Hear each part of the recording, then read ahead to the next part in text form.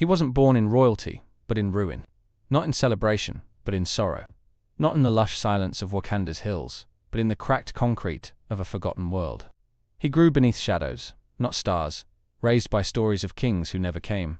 He carried a name like a wound, sharp and unspoken, because history never made room for boys like him. While one child held a crown in his cradle, the other held grief in his fists. One was embraced by tradition, the other abandoned by blood. But it was the orphan's soul who saw the world as it was, broken, burning, bleeding, and where others saw distance, he saw duty.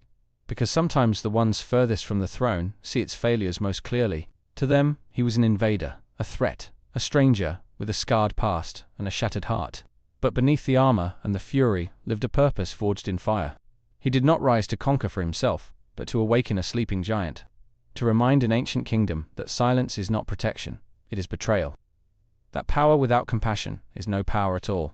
He was not a symbol of destruction. He was a question the world refused to answer.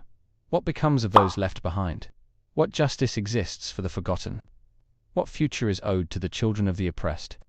These were not whispers. These were screams wrapped in strategy. He did not speak to destroy. He spoke to be heard. But the world only listens to kings, not wounded warriors. And so he became what they feared. Not because he wanted to, but because he had no other choice. When peace denied him, he reached for revolution. When love failed him, he turned to legacy. And when home forgot him, he came back not to ask, but to demand. In this video, we break the myth of the villain and uncover the vision beneath. We explore Killmonger's ideology, the history that shaped it, and the justice he sought in the fire. Through cinematic truth and poetic reflection, we reveal why his war was not madness, but a mirror. And why, in the end, Killmonger was right all along. Killmonger's voice wasn't born in Wakanda. It echoed from forgotten corners of the world, from cities soaked in inequality to streets where justice wore a crooked face. He wasn't a villain in his own mind. He was a survivor, a soldier, a symbol of pain forged into purpose. His scars were not decoration. They were testimonies to the fire that raised him, each one a truth the world refused to hear. How could someone abandoned by his own blood not rise with questions instead of peace, rage instead of silence?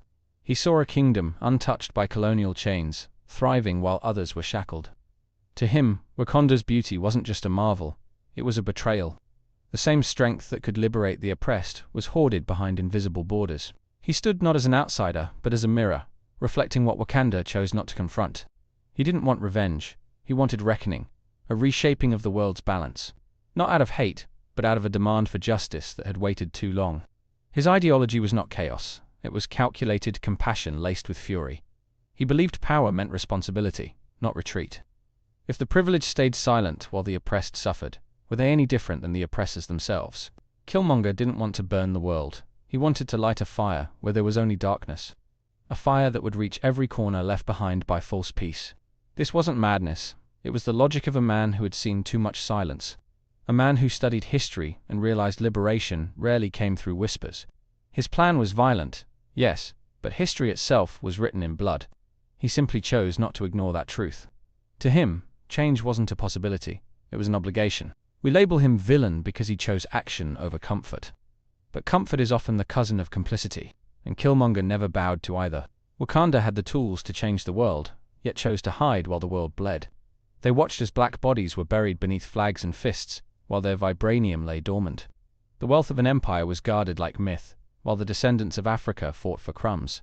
How long can silence be called peace when it exists beside suffering? Generations lived and died without knowing Wakanda existed, without knowing there was a place where they could belong, where their skin wasn't a target, where their lives held value beyond survival. And when they finally found out, it was too late. Because Wakanda's silence was a wound that festered into rage, and Killmonger was the infection born from neglect. He was the product of abandonment, not evil. He was the storm that came after the drought. If Wakanda had acted sooner, if they had embraced their lost children instead of pretending they didn't exist, maybe Killmonger wouldn't have needed to raise a weapon. Maybe he would have raised a flag instead. But a forgotten son only returns as a conqueror when home forgets its duty. History has known many like Killmonger, men who rose with broken hearts and brilliant minds. Malcolm, who spoke when silence was safer. Toussaint, who fought when chains still burned on skin. Even Nat Turner, who took up arms when prayers were no longer enough. Each one remembered, not for how right they were, but for how dangerous they became. The world calls them radicals, but only because it fears the mirror they hold up. A mirror that reflects the cost of progress, the price of peace built on selective memory. Killmonger held that mirror high, and in it, we saw more than Wakanda.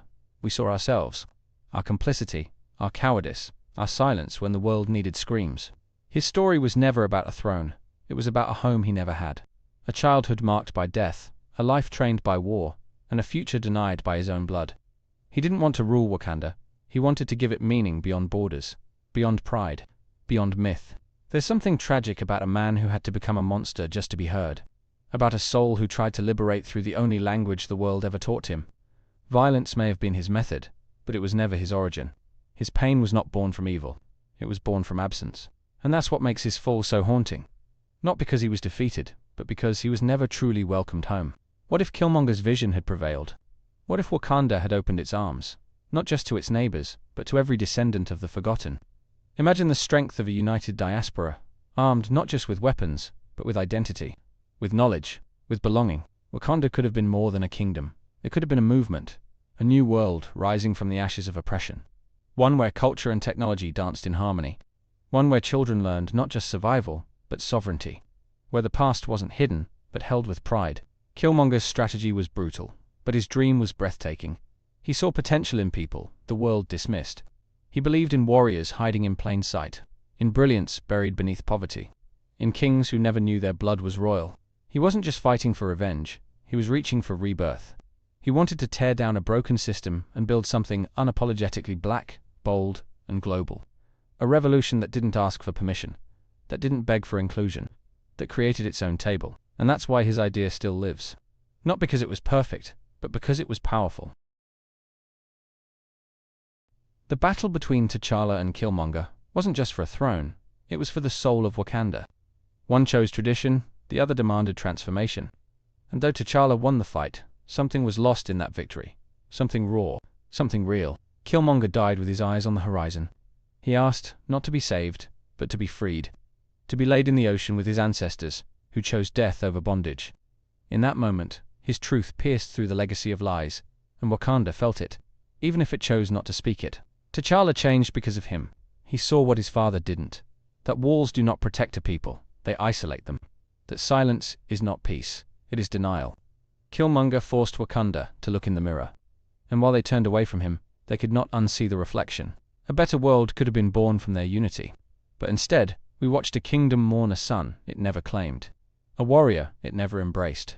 A voice it never understood until it was too late. Regret lingers in the spaces where his dream could have lived. And that regret speaks louder than any crown. Killmonger was not a hero. But he was not the villain they made him out to be. He was a reckoning. A fire the world tried to smother with silence. A truth so raw, it could only be spoken through war. He was the product of a world that forgets its children. And the proof that forgotten children remember. He showed us that peace without justice is not peace at all. That tradition without compassion is tyranny in disguise. That nations are not great because they survive, but because they choose to uplift. And when they fail, someone will rise to remind them of what they could have been. He was a man who believed that pain could be turned into purpose. That the oppressed didn't need saving, they needed power. That freedom wasn't something to be given, but something to be claimed. And in his claim, he shook an empire that thought itself untouchable. In his fall, he passed on more than ideology. He passed on responsibility. The burden to listen, to act, to build the world he died dreaming of. One where no child is left behind, no culture is hidden, and no voice is silenced because it roars too loud. And that's why Killmonger was right all along. Not because he was perfect, but because he forced us to confront a truth we were too afraid to see.